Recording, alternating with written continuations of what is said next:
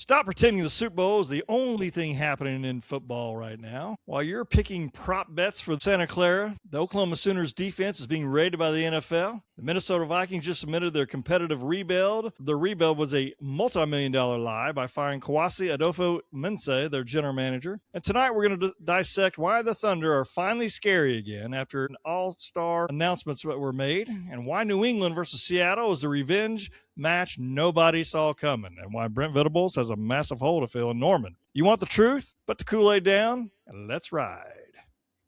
Foxx Den Sports. All right, folks, we have the dog. We have Gary making a triumphant return. I'm glad you fit us in. Like 2 weeks, but yeah. And we got the Den's enforcer, Banks McDonald. We are going to go, I don't know if you guys had heard, but the co-defensive coordinator and cornerbacks coach Jay Valai just left today for the Buffalo Bills for cornerback coach position there.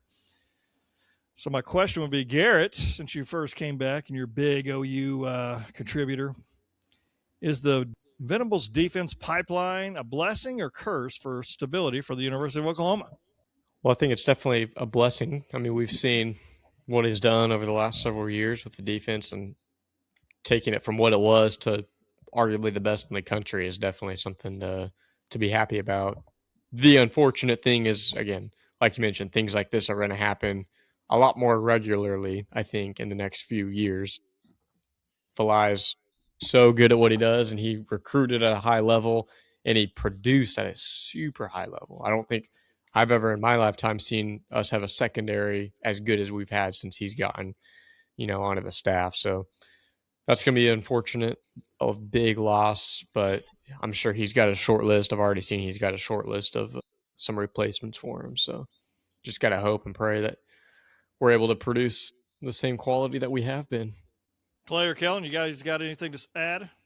No, I think there's good and bad. You don't ever want to lose good coaches, but I agree with Garrett. We've had good secondary since he's been here, good cornerbacks and good players, good recruits. Always seem like we always have some depth. But I guess the good part about changing coaches is when you start playing these teams over and over and over again, you can't have the same philosophy every time, because they're like, we know they're going to call this on this play on 3rd and 12 because this is what he's done the last three times we played him. Well, if you get a new person coming in, sometimes that can change. I mean, I know people change and do that, but when you're not real sure exactly how coaches coach, you get a little bit of changeover. So it's not bad. You get new ideas coming in, but I think he was one of the good ones. So you hate to lose the good ones.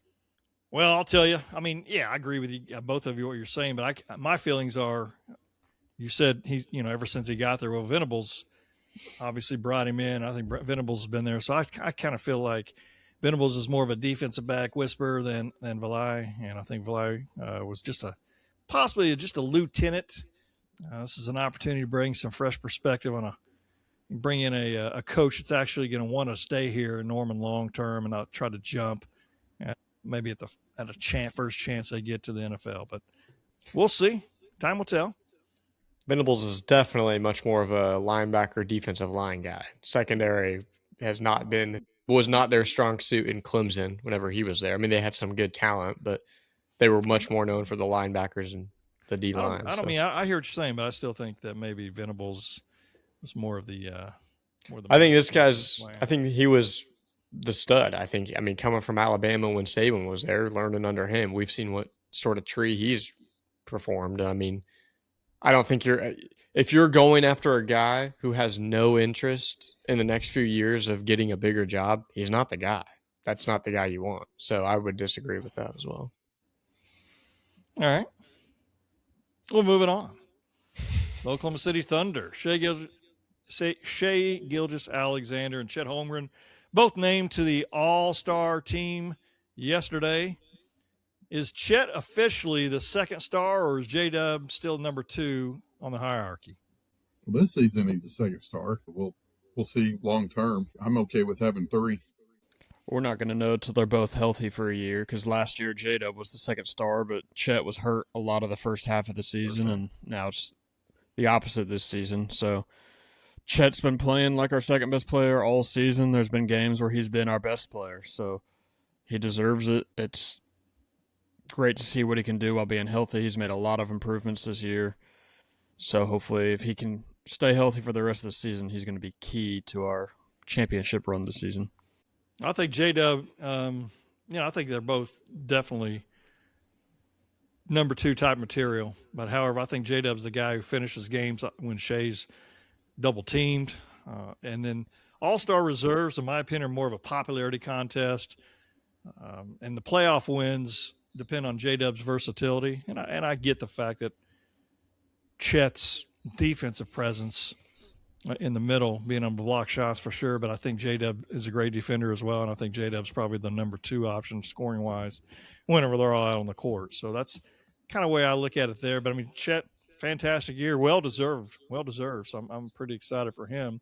Kellen, can the Thunder win the West with this current rebounding by committee approach that they got going on? Of course. I mean, we're heavily in first place still. It's going to take a lot to lose that. And beating the Nuggets, Nuggets really needed to beat us to try to take that from us. Beating them the way we did yesterday is huge. So there's really zero doubt in my mind that we finish first in the West. We just need to keep the foot on the gas to finish first in the NBA. But the Pistons have played a lot less games than us, so they look like they're close, but they're going to have a much heavier schedule for the remainder of the season. Garrett, any thoughts on that? No, I mean, it was a good win. Thought we played good, but man, I think they were both teams about 80% there. Both teams are missing players. I think we were probably missing a little more than they were, but they didn't have some of their studs. And then Nikola, that was his second game back. It was Ihart's second game back. And so I'm not sure we got a full picture of what really is going to happen between those two teams. But it's just weird how it's February 1st, and that was the first time they played each other this year. And what do we got? 3 more times we got to play them again, or 2 more times? I can't remember, but I think twice. I think we play them in March and April. Yeah, so it's weird that I don't know. But it was a pretty dominating performance and shot extremely well, especially in that third quarter. So, take any wins we can get. But we got to get some guys back and get some of these guys rested. Definitely. Any concerns out there with? I know we got several of these guys obviously that are still hurt. Any concerns that we may not even win the West? Are you pretty confident at this point right now that we'll at least win the West and have home court advantage? I could see that slipping away just in classic fashion. Who do you see far in the lead? We're over halfway through the season and we're still like 6 games ahead. It would take a lot for somebody to. We'd have to really. The thing is, we have to struggle while other teams are not struggling, and so every time we were losing games, so was the Spurs and the Nuggets. So even when we felt like we were playing really poorly, we were always 5.5 to 6 games ahead of everybody. Have you seen any social media today? I saw a couple, comments, folks saying the only reason why we won is because Jokic just got back and he's still not in playing shape. He dropped 31 in his first night back, and we just have guys that we defend him really hard. I'm sure it didn't help, but I mean, we beat him. Look at the playoffs last year. We had him on his hands and knees in Game 7, and they took him out with a chunk of the game remaining because they knew they couldn't come back. Like we've proven we can beat them. So whether he just came back or not, we've beat that team before, and we can do it again if we need to. Well, what about Shai? Do you think the league, other teams, have figured out his whistle? No. He's still scoring close to 40 and doing things. I mean, he's getting a few more calls going against him for pushing off. Probably should be getting some of those calls called against him in the past. And, I think he got 1 or 2 last night. But it seems like they're trying to figure things out. People are double teaming at the end. I mean, when I say the end of the shot clock, they're trying to pick him up at half court. And the dude still scores in the 20s and 30s every single night. So nobody can they can try stuff, but nothing's working. He's not getting the same whistle he was getting last year, and a lot of people are noticing, people that are unbiased, that his whistle is actually really bad this season. So it's not the defenders, it's the refs. But even with that, he has the most efficient 30-point season of all time. He's shooting over 30, averaging 30 plus a game, and he has the most efficient of all time. So if you added a few more whistles, it would be even higher. So what he's doing this season is just incredible. Yeah, he's shooting over 50. I can't remember what they said, 55, 56, 57% up from the field, and then 39% from three right now. I just feel like I don't want to say coasting, but it feels like he's kind of coasting right now because he knows playoff time hits, it's on. And I think you'll see possibly some more whistles at that point for him. I don't know. Sometimes they swallow the whistle a little bit during playoff time, but at the same time, the guy's incredible. I think he's he showed last night. He had 13 assists against Denver last night, so he's an outstanding playmaker as well. So I just feel like I'm not saying he's not giving it his all. That's not what I'm saying, but I think he's not taken over sometimes when he normally might, especially during a playoff series where you see he takes over. Does that make any sense?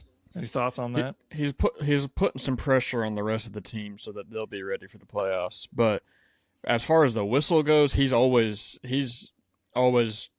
having discussions with the refs right now after drives. Even if he makes the basket, he's still telling that. So everything he's doing has nothing to do with the free throws. That's going to be up to the refs if it changes come playoff time. But he could definitely shoot more shots if he wanted. But he's getting the ball to other guys, like putting more pressure on them. They need to be more accountable, and if he needs to, he'll light it up in the fourth if he needs to. But sometimes it gets a little out of reach.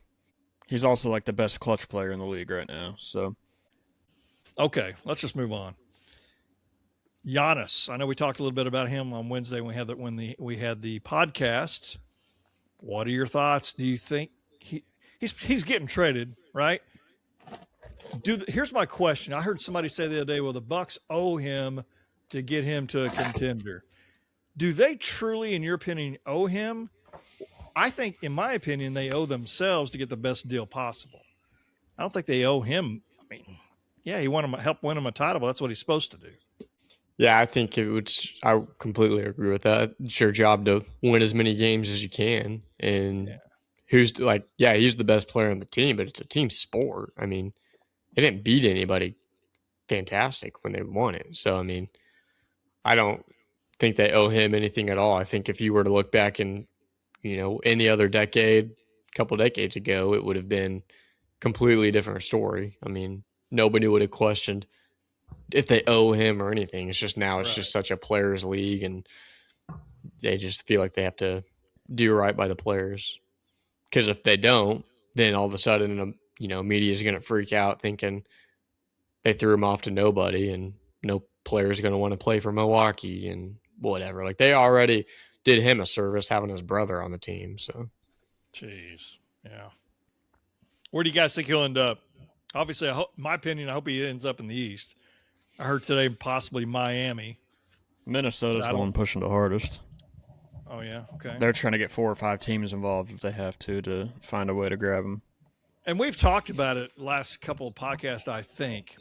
But Kellen, Gannon was here this weekend. We were discussing what would you give up if you wanted Giannis. And we said, would you give up J-Dub? I think you automatically said no.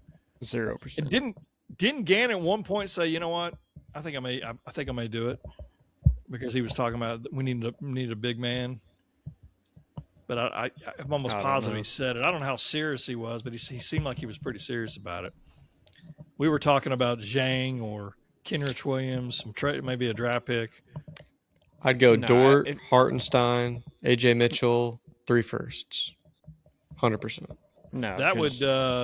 I think it'd be a good deal for Milwaukee, personally. Yeah, Milwaukee would all of a sudden have a contender over there in the East. Like, no shot. We're not giving up AJ Mitchell. He drives me nuts sometimes, but he's the future. We got him real cheap for the next 3 years. I wouldn't give up Hartenstein because we need a rebounder. We need a real center. Chet's more comfortable at the power forward. I would give up people like Zhang, Topic, maybe Isaiah Joe, maybe Dort.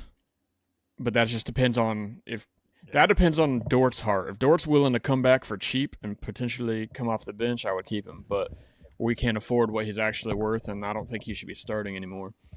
I'd give up a couple of firsts, but Giannis is getting old, and he's the kind of guy that's going to retire young. So you don't want to put all your eggs in his basket just so you can win a championship this year and maybe next year.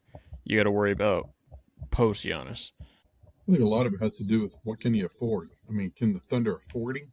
Even if we gave away, we got 4 first-round picks, don't we? What if we gave him 3 first-round picks and gave him a couple of bench players? I mean, after that, can we afford him after this year? I mean, No. I think he's going to probably end up with the Knicks is going to be my guess, and with the Karl Anthony Towns trade. I'd be fine with that. I'd be completely fine with that. For one, keep him out of the East, and two, I think the Knicks, telling you, Clay remembers, and we remember not even a great Knicks team like they were in the 70s, but when Pat Riley had, Patrick Ewing, Anthony Mason, Greg Anthony, I mean, they had some good teams. Mark Jackson, they were tough, and I think it's pretty cool when that New York team right there is good in the NBA, and I think it'd be fun to see him play again. Well, I say fun playing there in New York. All you got to do, in my opinion, is get rid of A.J. Mitchell. He's the reason we're not doing great. He's taking minutes away from guys who actually need the minutes. He's the one guy you can look at and be like, man, that's might be the reason why we're not as good as last year whenever we have pretty much every single returning player. Give the minutes to – We're 2-6 when he doesn't play. I don't give a crap. What were we whenever – 2-6 when he does or doesn't? Compared with J-Dub and without J-Dub. Or worse with J-Dub if you're looking at that. I mean, so – I think he's taking minutes away from Case and Wallace. He's taking minutes away from Dort. He's taking minutes away from Caruso, which offensively, obviously, we know he's not fantastic, but sure. Is A.J. Mitchell that good at defense? I mean, we have too many minutes, too many young guys. Get rid of them. Guards are easy to come by, and the only reason he's getting, looking as good as he does right now while he's out there is because when he's on the floor, he's probably the 3rd or 4th best player on the offense. Nah, he puts up on average more points per game than Dort, Caruso, and Wallace combined. He's the second best finisher on the team behind Shai. He just got to calm down a little bit because sometimes he does try to do too much. But there'd be plenty of teams that would. I saw Bucks fans tweeting that they would kill to have a guy like him on their team this season. Yeah, so give us 2 firsts for him and get on out of here. No, if he was a people rookie, just don't understand that whenever this was his rookie season, he'd be rookie of the year. Well, yeah, but again, that doesn't mean anything. If you look at the team, it's like, oh, he's getting guarded by their worst defender on the floor. It's like, yeah, you're going to look good if you are a half-decent offensive player. And I think you go and trade him and get some firsts or a defensive player because our defense is horrendous. We'll let freaking Charlotte drop 130 or whatever. Sometimes, yeah, but we are the best defense in the league statistically. So we need to keep anybody that can do offense because we're not we're top 10 in both, but we've been struggling on offense. We need a guy that can I would just prefer consistency on defense than we locked up, Brooklyn to 80 points, and then, again, someone turns around and scores a lot more that shouldn't. Well, let's move on to the NFL. We've got a few questions to ask you guys regarding that. We'll talk about the Super Bowl and predictions at the very end. But I'm not sure if you guys had heard the Minnesota Vikings general manager, Kwasi Adofo-Mensah, was terminated, was fired a few days ago. And he was a bad drafter. He had 4 years of failure as far as from the draft process. He's the reason why they got rid of Sam Darnold and Daniel Jones. I completely forgot Daniel Jones was there. And not that Daniel Jones is an incredible quarterback, but he showed at Indianapolis he could win some ball games. But I'm getting to a point here in just a second about the question I have about the guy. So I think that was good for the Vikings to get rid of him. The question I have is, I don't know if you guys saw. So he's taken a lot of heat because he had a baby I think it was during training camp. I don't know if it was a couple years ago, and he took 2 weeks of the paternity time frame that we are as males are allowed to have now. I never got that, but regardless, Do you think that's warranted, getting that kind of backlash? Because I know, Garrett, you're getting ready to be a first-time father here pretty quick, and I have my own opinions, but he's kind of getting roasted on the fact that he took that time off. What are your all's thoughts on that? It's just pathetic nobodies, honestly, that have opinions about that and, genuinely have no importance in their job and probably just feel like he's got – because, I don't understand. What is a GM going to do during training camp? Honestly. I mean, you have a team for the scouts. You have a team to, send reports on people's progress. You're not going to sit out there all day and just learn something new that you won't from someone else. So, yeah, it's just a bunch of sorry couch dwellers who have opinions about that and have no. Honestly, a lot of it's some of these former NFL players, and then I've seen managers in the league right now. Yeah, I've seen that too. But again, that's just, I'd love to see their track record. You know what I mean? How many GMs have actually won a Super Bowl? Probably not many. Not many that are in the league right now. So it's unless you're new, what you're doing, what you're doing isn't any different, any better. So sure. Clay, Banks, you got anything to add? Your thoughts? I mean, I think everybody's got jobs out there where there's just certain times that are busier, less stressful, less things going on. I can't imagine if had this baby during the draft week, would he have taken 2 weeks off then? I mean, I get the whole thing of that's important. You need to be with your family, but I think we all have jobs, or not just us four, just talking about people in general, that just sometimes it just makes it pretty difficult. And I could see why that they were like, dude, you took off during a busy time. There's things going on. There's so many things that he's not coaching, but he's probably managing a lot of the semantics of training camp. And I mean, I'm not saying he should be gone and miss the birth of his child, but you see these NFL players all the time that will go to the birth of their child and then hop in a car and drive and go play their game that afternoon or something like that, and then come back to the hospital afterwards. So I'm not saying there's right or wrong. I don't know if there's a right decision. I don't think anybody's right for roasting him, because everybody should do what they should do. And it's not anybody else's business, really. But I'm not sure. I don't know what the right answer is on what he should have done or not done. But I can't imagine that's the reason why he got fired, though. Kellen? I don't really know. I don't know what a GM's supposed to do during training camp. So, well, I'm sure he's probably helping. Really have no opinion because it's just dumb. Maybe helping with coach on maybe some cuts, possible trades, perhaps during that time frame. I don't know. I just think. I mean, here's the thing: you've got. I mean, I wouldn't miss the birth at all for any of that time frame at all, for sure. Is a rotten timing, sure. I just think the him getting the backlash that he has from a lot of NFL people, former players, is a lot of it as well, for sure. Until you're put in that position, I guess you just don't know. Is it warranted? No. That's what he wanted to do. Is it one of the things that probably led to his dismissal? They can't say that, but it's probably something that did, to be quite honest with you. And I know Gary, he's not going to miss his birth of his little baby girl for anything, coming up. And I totally understand that. For the podcast. What's that? Say what for the podcast? He said, except for the podcast. Oh, except for the podcast, yeah. Because his wife right now is in labor at the hospital. I'm just kidding. No, she's got a little bit more.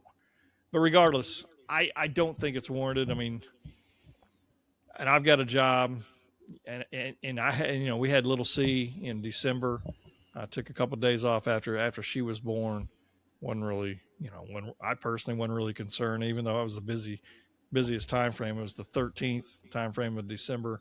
We had a lot going on at work, obviously, but I took 3 or 4 days off because for one, I wanted to make sure I was with her. I wanted to make sure I was with my 3 boys that were there as well, trying to figure out what was going on, be there for Amy because of the fact that she, had a lot to do. And then obviously your mom, Clay, was there as well. And then your dad came a little bit after. But I mean, it's important time frame, obviously, in my opinion, to be with the family. Moving on. Here's like one question I have. I'm not going to talk about Bill Belichick as far as getting passed over like we did last week for the NFL Hall of Fame. But my question is, with the instant success that Mike Vrabel had, even though there was a gap in the year, you had the other coach come in whose name is right now Drake Maye, came in last year, right? Does that show you anything because Belichick left that thing a disaster. And then you see this guy come in, Vrabel, and just absolutely turn that program around. Does this say anything to Bill Belichick's coaching abilities without somebody like a Tom Brady to you for a head coach? No. Because they had, if I'm not mistaken, the most money in the entire league to spend in free agency. And if you spend it right, you're going to fill some holes. And the biggest hole was obviously a quarterback. Everyone knows that. And taking a good leap in year two. I think they just hit on some draft picks, did well in free agency. And any coach would have led them to the playoffs. I'm not saying anyone would have got them to the Super Bowl, but I'm not as impressed with the turnaround as the media might portray it. But I don't think that's any testament to Belichick. Belichick could have gotten him here too.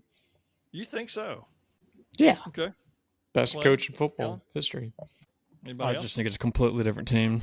Drake Maye came along, so I agree with Gary. I think Belichick, I don't know if he would have quite made the Super Bowl, but he could have done a lot this season. So I just think it's completely different. That year gap. And this team, too, is, from what I saw, the worst offensive points of all time to make the Super Bowl. Really? I didn't see that. They have one of the easiest schedules ever. They did, and they had a pretty I'm just saying offensively. Too. Yeah, I'm just saying offensively. Like, they did not score, again, the least amount of points scored for, which is an interesting stat considering your quarterbacks in the MVP conversation. Sure. I know that's really Super Bowl, but how did Sanders make the Pro Bowl? Dude. Clay or Kellen and Joe Gannon Flacco had a little discussion about that. Explain it to him, Kellen. I think didn't Joe Flacco make it too? Yeah. Hang on. Well, I know I got to pull It's like whenever Baltimore's quarterback. Lamar Jackson's hurt. Joe Burrow's been hurt. Yeah, so Lamar Jackson's hurt. C.J. Stroud just got embarrassed. He's not going to go. Josh Allen, I don't think he's going, but it's more of declining. Bo Nix, hurt. Joe Burrow, I don't know. He's just been hurt, so probably doesn't want to go. Daniel Jones, hurt. Tua's not going to go. Mahomes, hurt. Trevor Lawrence, I think, is going. Drake Maye, Super Bowl. Geno Smith, he's not going. Aaron Rodgers, they probably asked him, and he probably declined. Then, Justin Fields is not going to go. Herbert, he might be hurt. So the only two options for replacements were Cam Ward or Shedeur Sanders. And Cam Ward probably deserved it more. Shedeur sold more tickets, more jerseys, more views. So they had a minimum number of quarterbacks they needed. And so unfortunately with all the injuries, that's how far down they had to go. That is unbelievable. They just need to just create a list. Who's here this Pro Bowl team is, and then that's it. It's not an accolade anymore that you can look at. Like, it's not whenever someone retires, like 6-time Pro Bowler. That doesn't mean it's like crap. All Pro now is what you care about. Yeah, All Pro. Yeah, it's definitely what you care about now. Nobody looks and like, oh, he went to the Pro Bowl 6 times in his career. Nobody cares at all. Let's talk about the Super Bowl real quick. And we're going to have some predictions. Is this Sam Darnold's redemption game, or is it Drake Maye's welcome to the party? I'm the new king in town. Well, I've so far predicted pretty much every single playoff game completely wrong this year. So, sorry, Seahawks. You're probably going to lose because I'm going to pick Seattle to win. That wasn't the question, you clown. No, it is. I guess from you saying that, you're saying that it's Sam Darnold's redemption then, right? You're saying Sam Darnold's redemption then. That's what you're saying. I'm saying. This isn't Sam Darnold's redemption was last season. Wow. This is no longer redemption. He made it to the Super Bowl. Like, winning or not, he's already had his redemption. So it has nothing to do with him. It has nothing to do with Drake Maye. It just has to. I think it's more coaching on these because Drake Maye is really good, but like Gary said, they're not an offensive team. They're a defensive team, and that's due to Vrabel. Yeah. Yeah. I would agree with that too. I mean, you can't say it's Drake Maye. I'm here because any other year he's probably the 5th or 6th quarterback in that entire conference. So I'm thinking this is probably his only shot in his entire career that he'll get You think one. so? I don't know, man. I think he's pretty good, but I think it know. depends on the defense, but I think if he's carried by his defense for his career, he could have some more shots. But he is really good, but he's not he's not a Mahomes or a Josh Allen or a Burrow or any of Brady, Manning, any of those guys. Right. He's not going to be What the guy category that would you put him in? carries the team. Is he better than Tier 3. Brock Purdy? Yeah. But Everybody's CJ better than Stroud. Brock Purdy. I would put him on the same level as Dak Prescott. Genuinely. Like, I'd put him on the you a same game- level, but he's above Dak. But he's in Okay. the same tier. Well, I mean, I know Sam Darnold's got the number 1 defense in Seattle. I think they're just going to ask him. I say that to not lose the game, just don't lose it. But dadgum, I mean, he went off on the last game was against the Rams and had a fantastic ball game. I think he's doing great, and I hope he does well. I'm for Seattle. I picked Seattle 24-20. I think Seattle's going to win this ball game. I think that it's going to be – I think New England's going to score kind of some garbage points towards the end to make it look closer. I know right now it's a 4.5-point spread, I think is what I saw maybe. Hold on. What do I have here? Yeah, 4.5-point spread. That's what the money line is saying. So what are your – Kellen and Garrett, what are your all predictions for this game? I say Seattle 20-13. I've got Seattle 30-20. Okay. Let me ask you this, though. Is this matchup to me Not doesn't entertaining. seem real just like exciting? It's not. You know what I mean? I mean, am I the only one? And I know it could turn out to be a really good game. I'm not saying it can't, but from an excitement level right now, it just does not seem.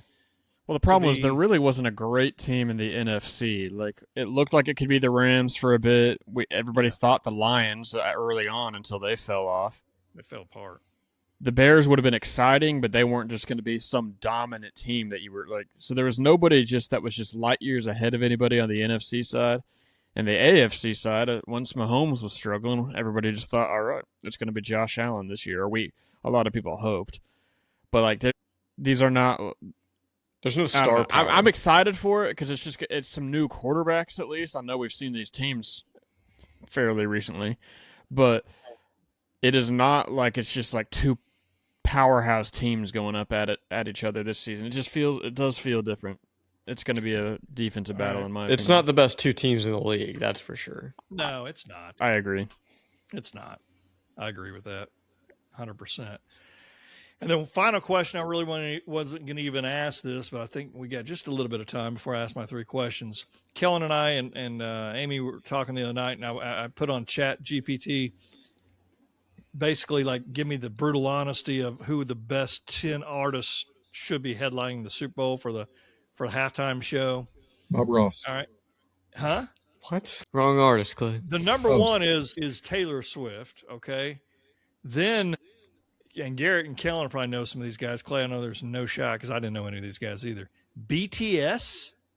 No. Back to school. I know who it is. Is that a No. Korean pop thing? Yeah, Is that what K-pop. that is?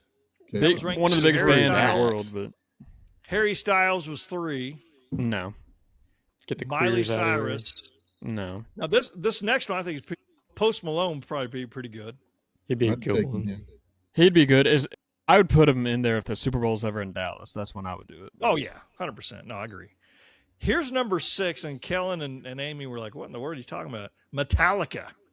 Too old. And it says, and the reason why it says the strategy is specifically for 2026 at Levi's Stadium, and it's in the Bay Area. They're local legends. The NFL often neglects pure rock because they think it's old, but Metallica's tour numbers prove they are still in command.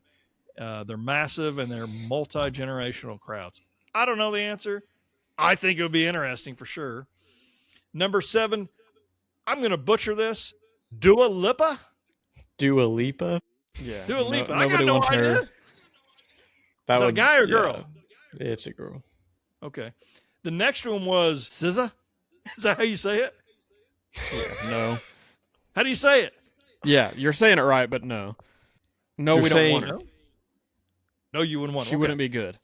Don't know who that is. SZA? Billie Did she pop out Eilish? last season with Kendrick Lamar? I don't remember. I got no idea. Me and Clay didn't know who that was either, and we got roasted. Because she had a Billie big song with him. Eilish? Is that right? Eilish? Yeah, Billie but no. Eilish. And then the last one was Carol G. Don't know who Who's that is. that? I got no idea. It just says Bad Bunny paved the way, but Carol G is the female counterpart with massive crossover appeal. You know what's Whatever. funny is like No clue. you put unbiased and like 7 or 8 out of the 10 were white. I was like, it's been over a decade. I You just want to put know it who in you there, get, man. and everybody's going All to I hate did it. was- You get the biggest person in the world, Who's that? Kanye West. I will not watch it. I You probably wouldn't watch it. but the world would. He's selling out No, they concerts wouldn't. still. Yes, You they think would. he's He's still number all one his in the concerts world? are sold any out. more than Bad Bunny. That's for sure. No, he's better than Bad Bunny because at least if he plays his old music, everybody knows it and everybody loves it. Nobody knows any Bad Bunny music. Kanye's not going to show up in a No. dress either. I don't know. Is Bad He Bunny might show gonna up be with in nothing the draft? on. Who knows with that All guy? right. Yeah, Bad Bunny's Idiot. wearing a dress. What? Are you serious? Kanye would show up with nothing Yeah, on. Let's Honey be Bunny. honest. Dude's an idiot. No, he would just be wearing some jeans, an oversized hoodie, and some big old boots. We got a Satanist a couple years ago. We don't need another one. If they're calling him, if he's Bad Bunny, He's not a Satanist. will they change He his name is. to Bad Honey Bunny? All right. Anyways, Anyway, Taylor Swift's the only frozen? one that's going to make everybody somewhat. Yeah, but she's too big. You couldn't get her. You couldn't Hey, get her she- unless you gave her full control over everything. She doesn't need Get it. Is the problem. The Super Bowl's not going to do anything for her career. Her and Travis Kelce will be out there next year dancing after he He's retires. toast. All right. I got 3 questions for you. They're Super Bowl related type questions or food questions. And we probably did this last year.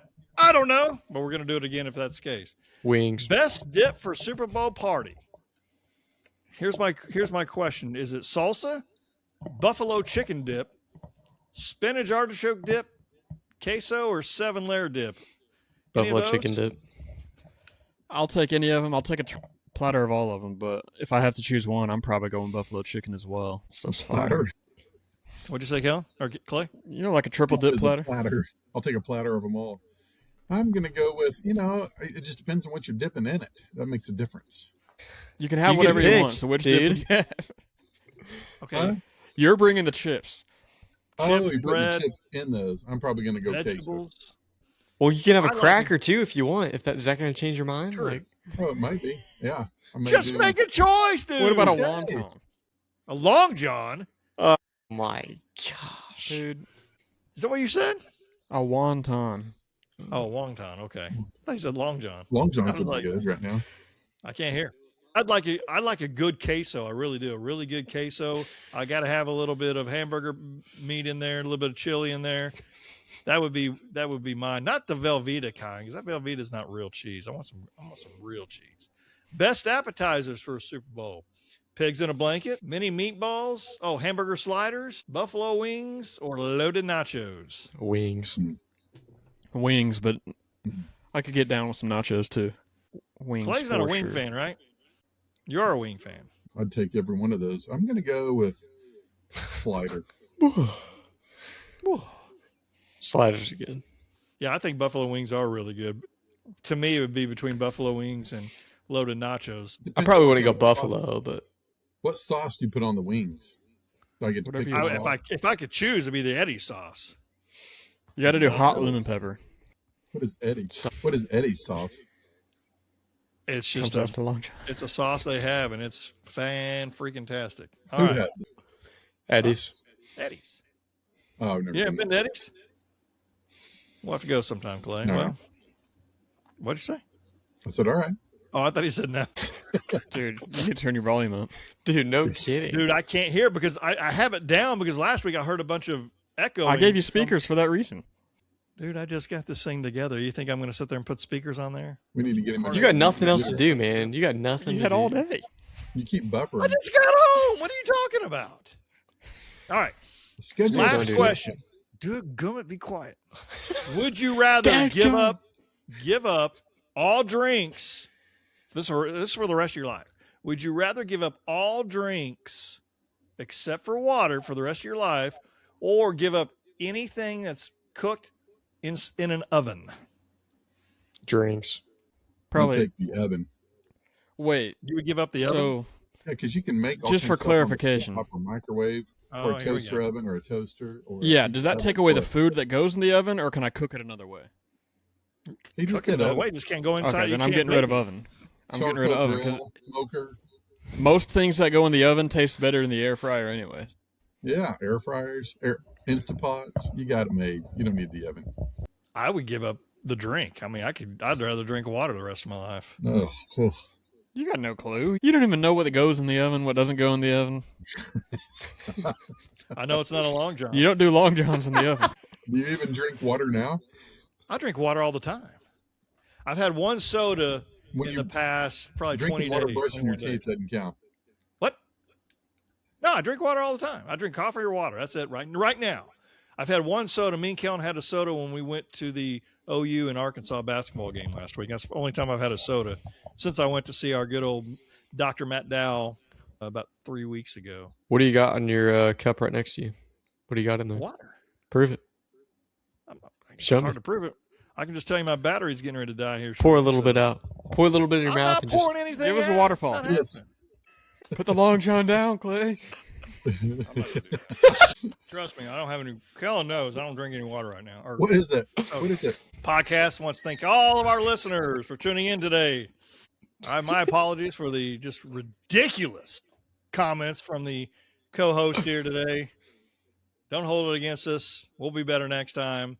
For Clay, the Denza Forster, for Kellen, and cute little G. We'll see you next time. Good. Bye, everybody.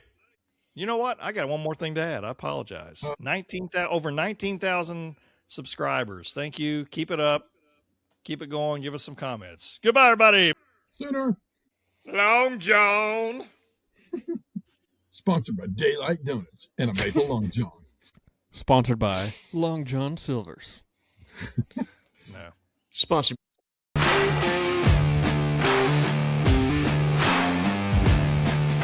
Thank you for listening to the Foxx Den Sports Podcast. Be sure to subscribe for free to our YouTube channel, Foxx Den Sports. And also follow us on Instagram and Twitter at Foxx Den Sports and on Facebook at Foxx Den Sports Podcast. You can also email us at foxdensports@yahoo.com. This has been Foxx Den Sports.